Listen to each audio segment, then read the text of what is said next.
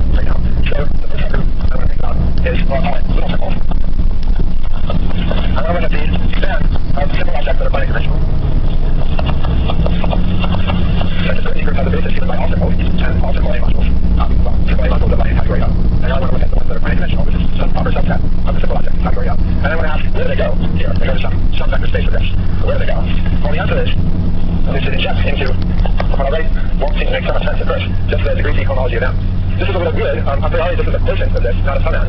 But it's splits by the action of the convolution algebra. So this convolution algebra is acting here, and therefore also here, and this quotient is actually an isocyclic component for the action of the convolution algebra, so it's a summand, so I'm allowed to think of it as a sum. And this line inside is here, and even though this is not priori just an injection, I want you to think about it as an isomorphism. So it's often an isomorphism, it will be an isomorphism in the cases that I care about most. So think of these groups as isomorphic. This sub corresponds to this sub.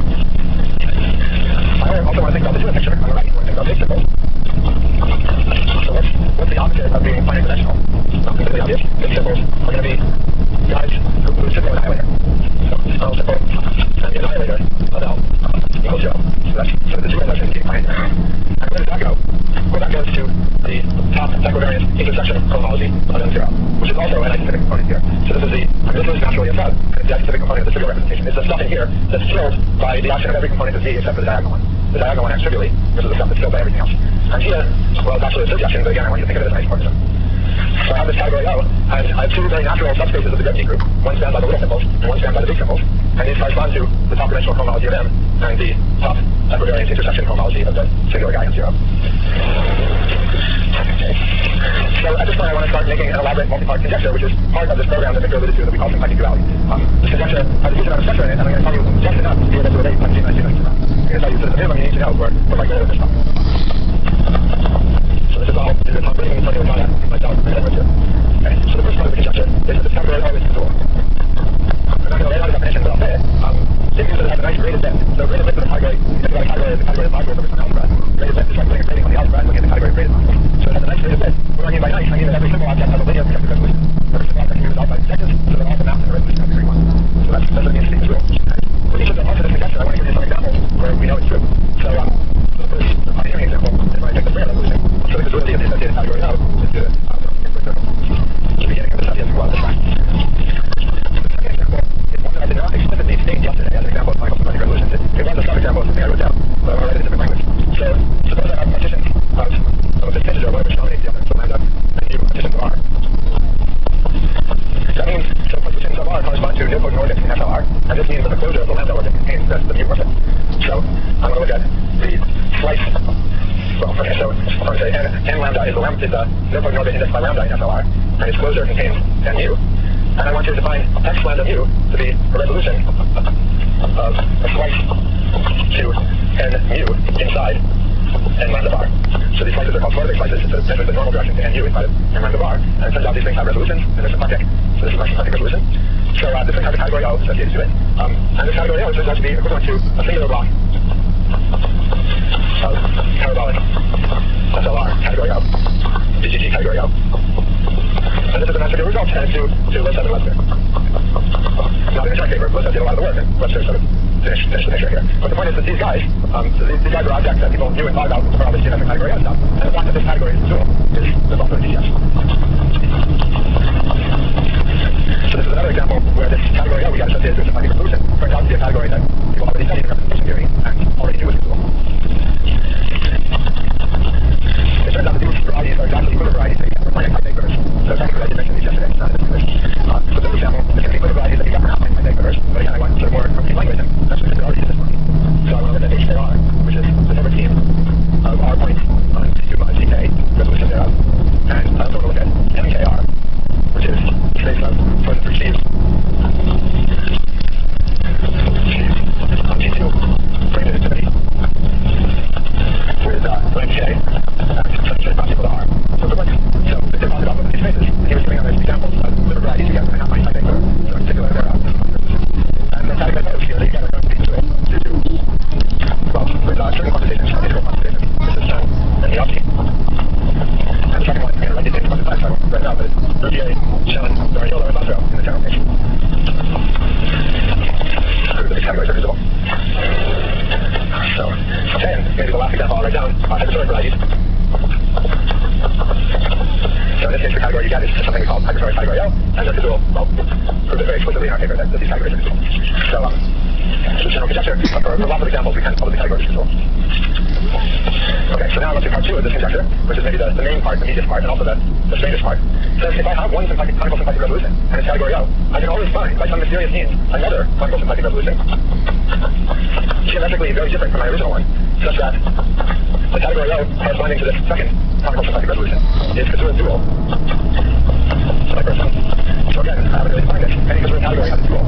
And, well, to define physical duality carefully. Like when you say it's very angry, then it means the O and O prime, O and O string are physical dual. If when you look at the derived categories in their graded list, these derived categories are equivalent. By equivalence, it's symbols on one side, sides of projectives on the other side. So I have one symplectic resolution in its category O. I can find another symplectic resolution in its category O, which is dual to my inverse. Okay, so when you again sort of go through the list of examples of no, I'll do the same way. So, G star G mod B is dual to, well, I could say itself, or maybe a little bit more naturally, you can say the language dual group. The Springer resolution associated with the language dual group is actually isomorphic to the Springer resolution associated with the original group, but it's more natural to have the duality here. And again, this is from BCS. So the fact that this category O, so that most classical category O is self-dual, or more naturally dual to category O associated with the language dual group. So here's the original paper. So 2 is going to be related to this guy. The dual of X lambda mu is F mu transpose lambda transpose. So if lambda dominates mu, then mu transpose dominates lambda transpose, and these are dual to each other. Well, this, I mean, what's written here, this translates to something called parabolic singular duality. Right? So now the category O here, the parabolic is determined by lambda, or the parabolic is determined by lambda, and the singular part is determined by mu. And when you interchange these, you get something called parabolic singular duality. So in full generality, this is do that. That should be sort of clear about what I mean by these references. Reference work in BCS, I mean, long predates any of this symplectic duality stuff for geometric category O. What I'm saying is, we have this way of associating category O to a state. That category O is something that has already been seen long before, and the appropriate physical duality between category O's is something that has also already been seen long before. Okay. 3 is that, you can guess this, that HKR is dual to 10KR. And this actually is not a very old result, this is a relatively recent result due to group T shown, so I know that's ago. And 4, because I don't want to go into a long combinatorial digression, I'll just write hexatoric varieties. Or dual to other hexatoric varieties.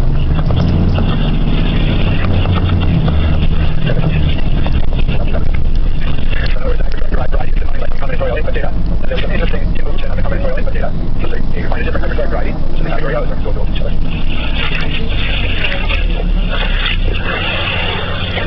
Okay, so I want to move on now to part 3 of the conjecture. So in our conjecture, we don't just expect to find physical duality between two category O's. We expect certain structures on one side to be transported to certain structures on the other side. It's just like in geometric language, as we've heard, it's not just some equivalence of categories. We have some Wilson operators here, that correspond to some other operators here, and stuff like that. So we have various equivalences and solutions that we want to correspond on both sides, and I'm not going to tell you all of that. I'm just going to tell you the part relevant for this talk. Okay. If I have some duality between O and O prime, that means that I get a bijection between symbol to O. And symbol to O prime. Okay. I'm going to sort of tell you how this is supposed to work. Really what happens is in the graded list of symbols, there are graded lists of projectives. So those projectives are minimal projective covers of symbols. Right? So I have a symbol here, goes to the minimal projective covers of symbols here, and this gives me a bijection between symbols. And I want my bijection between symbols to be well behaved. In particular, I want it to exchange big symbols and little symbols.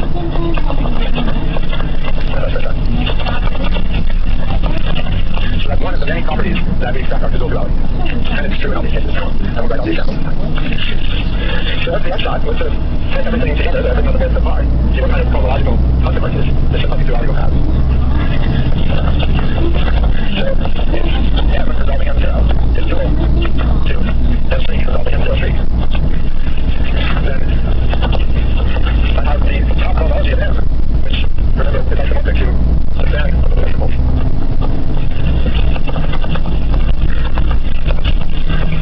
And I want to say that this looks like the intentionally big for a moment. This looks like the top intersection cosmology of M streak 0, which is a band of the big symbols K prime. And these are dimensions of the same, right? Given part 2 of our conjecture, the number of little symbols in O and the number of big symbols in O streak. So if I look at the vector space that has that as a basis, that's this. And the vector space that has this as a basis, that's this. I'm considering the groups are isomorphic. Really, I think the natural space is equal. Because the vectors of duality make symbols projectives, and projectives are dual, on a dual basis symbols in the group. This is slightly complicated by the gradient definition. Right? And the reason I want you to interpret this project version is that these two groups are absolutely dual to each other. So let me give you an example of this. I want to write down sort of the simplest interesting example, which is a special case of examples 2, 3, and 4 from before. It's not going to be a special case of example 1 because example 1 was about something that's self-dual, so it'd be a little confusing to write that down. I want to write down 2 different resolutions that are dual to each other, and I want to see this cosmological phenomenon. This is going to be a special case for examples 2, 3, and 4. So on one side, we're going to have T star T2, which resolves stack of functions on T star T2. I'll tell you what that is. It's going to be nilpotent 3x3 matrices of rank at most 1, 0 or 1. So this is the closure of some SL3 nilpotent coordinate, the one defined by the rank being 1. And the dual to that is going to be M streak going to M0 streak. This is going to be C2 mod C3 resolved. This is going to be C2 mod C3. Okay. So this is a special case of parts 2, 3, and 4. So what is it?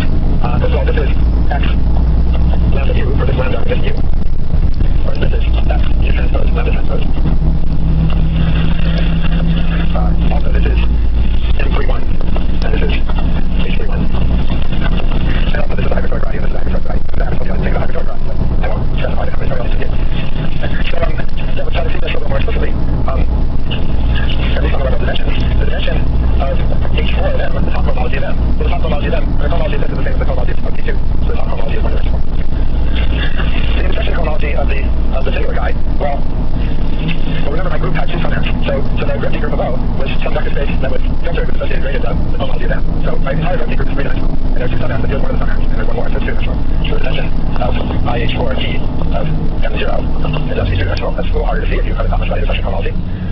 What happens on this side? Well, if you look at this resolution, the exceptional fiber, the fiber over 0, consists of two P1s that are touching each other, and that gives you the top homology. So the dimension of the top homology is 2, because I have two P1s, and the intersection homology is trivial. So the dimension of IHT 2 and 0, 3 is just 1. The constant cost. So what happens in this duality? This 1 gets identified with this 1, this 2 gets identified with this 2. Okay, so now I want to talk about sort of the main goal, the example that relates geometric society to that sequence construction. So some of what I wrote down now is just going to be rehashing the constructions of Victor Gave, but that's helpful. So G is going to be a simple algebraic group, simply ways. So type AE. H is going to be a multiple subgroup. Now G is going to be the key already. X is going to be the weight lattice. H is star. And I need them in weights which are usually called mu and lambda, but I really don't want to use them in the lambda that I've already been talking about. So it comes out to it eventually. So I'm going to use the data, we're going to call them C and theta. Almost because they're unusual. So I'm going to be constructing the theta weight space of the irreducible representation indexed by the highest weight C. Because you can't dare not to call them lambda mu. Well, you can this is lambda, it's a mu. So yeah, so my goal is to understand D, C, theta, which is the theta weight space of the era of C with highest weight C.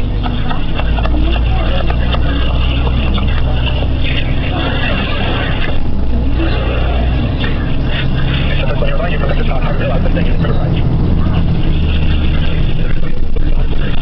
I think for variety, there's no reason. I think it's the funny picture. There's no reason to make theta dominant. Although maybe that's not true. I think it will lazy if it doesn't come in. It's trying to go around. Okay, so that's the construction. We have alpha 1 through alpha r in X, which are the simple roots. And we have lambda 1 through lambda r in X, which are the fundamental weights. And these are defined by the condition that when you pair lambda j and alpha j using the Turing form, you just get delta j, lambda I, alpha j. So this is a little concrete when we're dealing with type A. So G is r plus 1, type AR.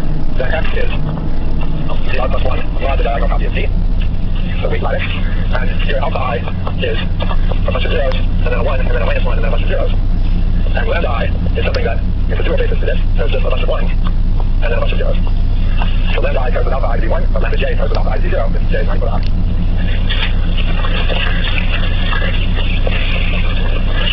So I want to construct a quicker variety, so I need to use my C and theta to hook up dimension vectors. It's difficult to try to do this, but I'll tell you again. There's my V and W tends to the R by the condition that C should be the sum of Wi, lambda I, and theta should be C minus the sum of Vi, alpha I. Okay? So that's how I translate between my two weights and the dimension vectors of my quiver. So let Q be an orientation of the Deacon quiver for C. The Deacon diagram of C. So for example, maybe I take G equals F4. So my Deacon diagram has 3 nodes. This is my Deacon diagram. I want it to be a quiver, so I just randomly choose arrows on the nodes. And I have my dimension vector of D1, D2, and D3 here. And then I do the Victor's flaming trick of adding a W1, W2, W3 here. So this is the quiver that Victor calls Q prime. Using my aspiration.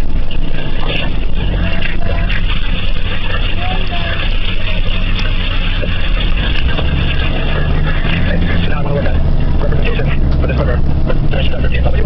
And that has my GLD action, the product of the GLDIs, and it also has a unique GLW action.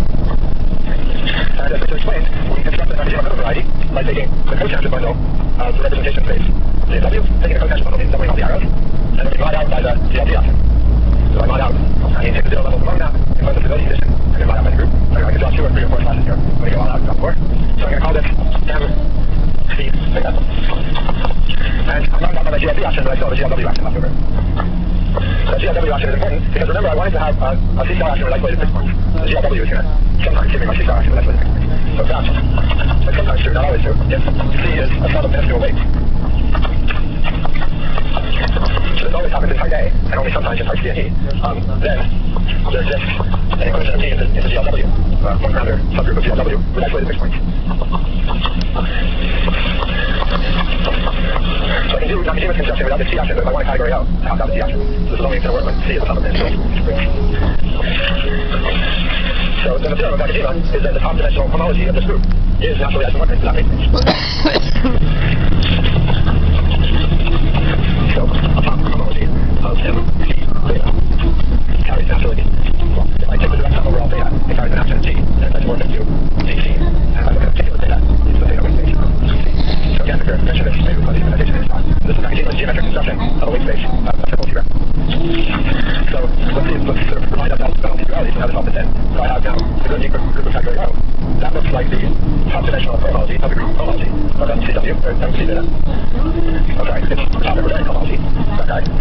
as they have the center, which is the top center bearing profile, see?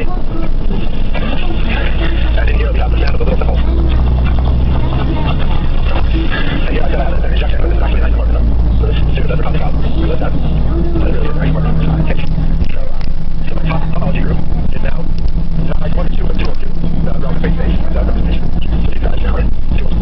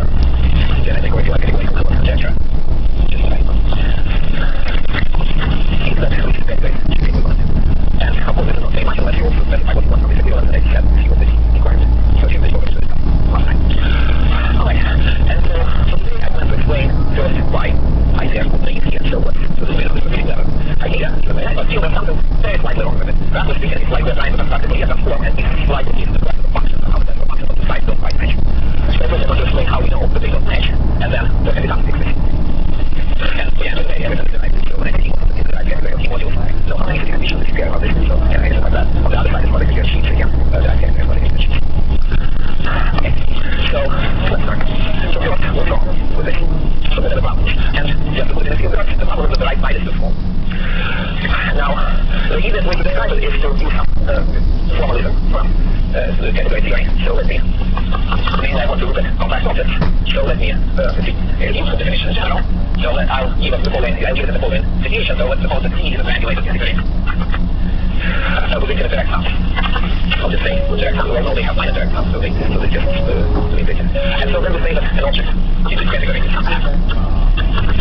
In form from it, expects infinite direct sums in other ways. So you always have.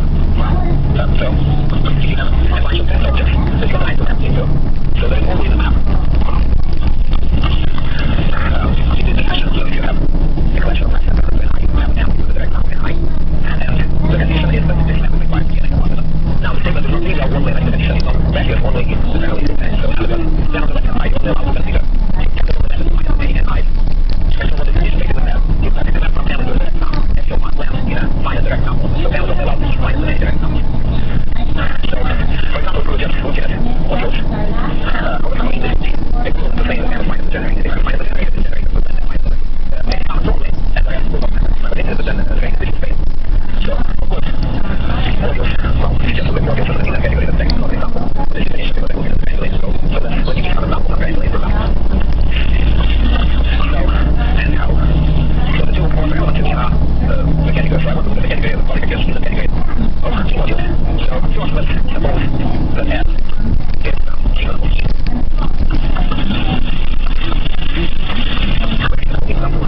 When they come back, every separation takes some zero with some qualifications or example there.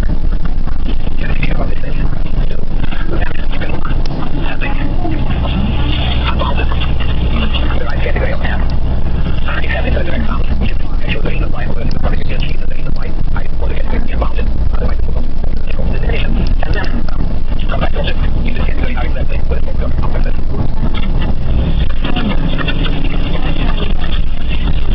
In other words, it's bounded complex. It's bounded figures complex, so it has bounded components figures and all of that minus or less. So let's try to put formally the P4 and minus your dimension. Or if you want to put the things that locally on F, you can take that into that. Find a reduction by or the P1 is a minus M. And the minus resolution. Find it.